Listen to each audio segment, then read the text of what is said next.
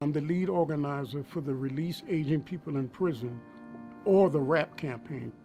The overall goals of RAPP are to play a role in reducing mass incarceration in the United States. A way that we decided to intersect in that issue is to focus on the elderly in prison. I'm a project associate at the Correctional Association of New York.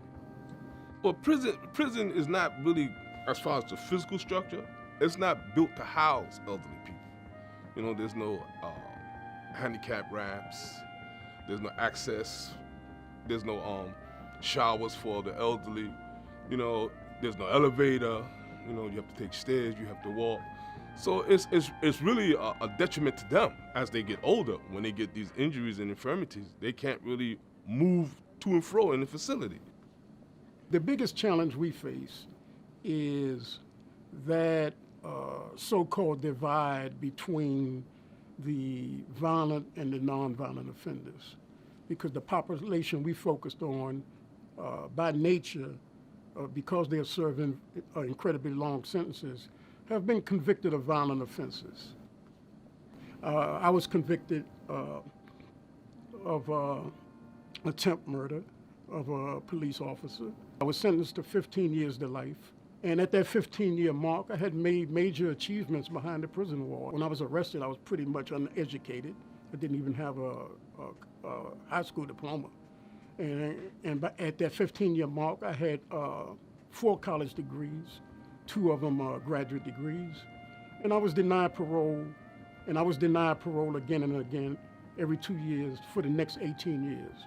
And so instead of that 15 years, I wound up serving 33 years before I was released. Yeah, I'm born and raised in Brooklyn.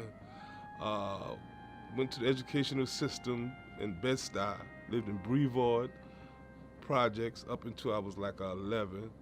Moved to Brownsville, and around 14, I moved to Flatbush. By 1979, I was 19, and I participated in a robbery that eventually became a murder. My behavior and participation in that caused me to get 20 to life. I did 26 years and 11 months. So between the age of 19 to the age of 45, I was inside New York State prison system. This is common.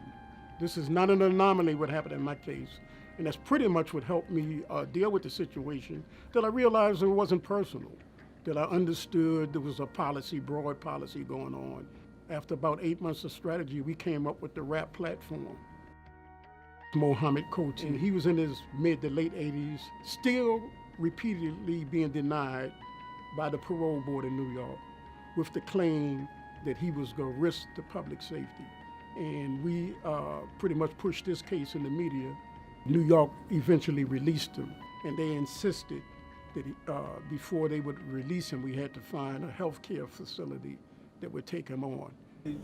Of social workers, something that Tanya and Dave plugged into.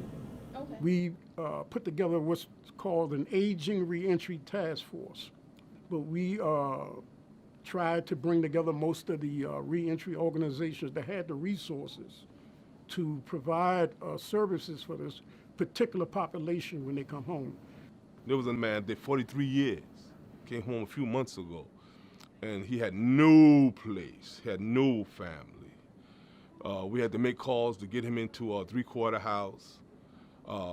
Eventually we got him into a 3-quarter house, and then we found some part-time work for him so that he could get employment. The most recent issue that I've seen that affect elderly people behind the walls is someone that I know has contacted us because they're having a problem retiring, and they are over 70 years old, and the system refuses to allow them to retire.